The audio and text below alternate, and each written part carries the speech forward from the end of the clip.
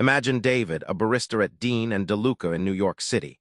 He doesn't just serve coffee, he turns every customer interaction into a gift. Customers leave feeling seen, valued, almost transformed. Now here's the thing, no manual tells David how to do this. No boss demands it, yet David's magic makes him indispensable. What if you could be the David of your workplace, the one nobody can replace? That's the open loop Seth Godin invites us into in Linchpin. Most workplaces have rule books, but Linchpins, they break the mold. They don't wait to be told what to do, they invent their role, crafting art from routine. Here's how Seth Godin explains this game-changing mindset. Keith Johnson travels nationwide, scouring flea markets to find unique pieces for anthropology. His job? Not just stocking shelves, but curating stories and surprises customers won't find anywhere else. Keith doesn't clock watch. He transforms his role into an art form, blending intuition and hustle. That's the Linchpin's signature, adding emotional value where others see just products. Seth calls art a form of creative resistance. Picture it as swimming upstream against conformity's current. When you invent, challenge, or connect without a handbook, you push back against organizational sameness. Art here isn't just painting or music. It's your unique problem-solving, your emotional labor, your human touch. The workplace is your canvas, and resistance, that's the paint you wield. When you decide to be indispensable, you stop waiting for approval and start owning your impact. The payoff? Your role shifts from replaceable to essential. Suddenly, what you do isn't just a job, it's your signature. You become the type of person every company wants but can't copy. That's the unexpected freedom Linchpins unlock, the power to shape their own careers. Here's a secret. Everyone feels scared to put their best self out there. Godin calls that invisible force resistance, and it's what stops ordinary jobs from becoming extraordinary art. Meet the people who broke past it. Jason Zimdar's landed his dream gig at 37 Signals without a resume, and that's no coincidence. He shipped work that mattered, showing value before permission. Jason didn't wait for a green light. He created proof of his capability, flipping the whole hiring script. That boldness made him unforgettable and indispensable amid a sea of applicants who played it safe.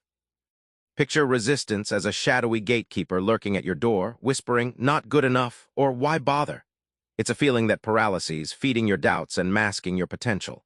Resistance lives in your limbic system, hijacking action with fear and procrastination. But it's invisible and must be named to be fought, a psychological opponent lurking beneath your professional life. When you push through resistance, effort becomes art. That means you're not just completing tasks, but shipping something uniquely, your ideas, personality, and gifts infused into every project. The transformation? You stop being a cog and start being a creator, crafting work others can't help but notice and depend on. Work isn't just transactions and hours. Linchpins treat every interaction like a gift exchange. That subtle shift rewires how value flows in organizations. Let's unpack how this mindset works. David at Dean and DeLuca doesn't serve coffee. He offers gifts, moments of kindness, attention, a spark of joy. Customers remember him not for his speed, but his generosity. That's gift economy in action. Sometimes, the smallest extra gesture builds loyalty so strong no price can buy it. His example shows how emotional labor makes anyone irreplaceable. Think of gifting at work like planting seeds in a garden. When you give without expecting immediate reward, you nurture relationships that bloom over time. These gifts trigger emotional reciprocation. People feel drawn to support, recommend, and champion you.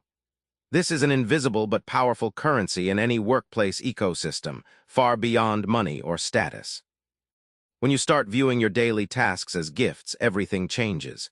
You invest heart, empathy, and creativity, and your role morphs from a transaction into art. The kicker? Others notice and reward this intangible value, less with formal feedback, more with trust, respect, and unique opportunities. Your career becomes less about climbing and more about crafting connection. Remember David with his gift-focused coffee service?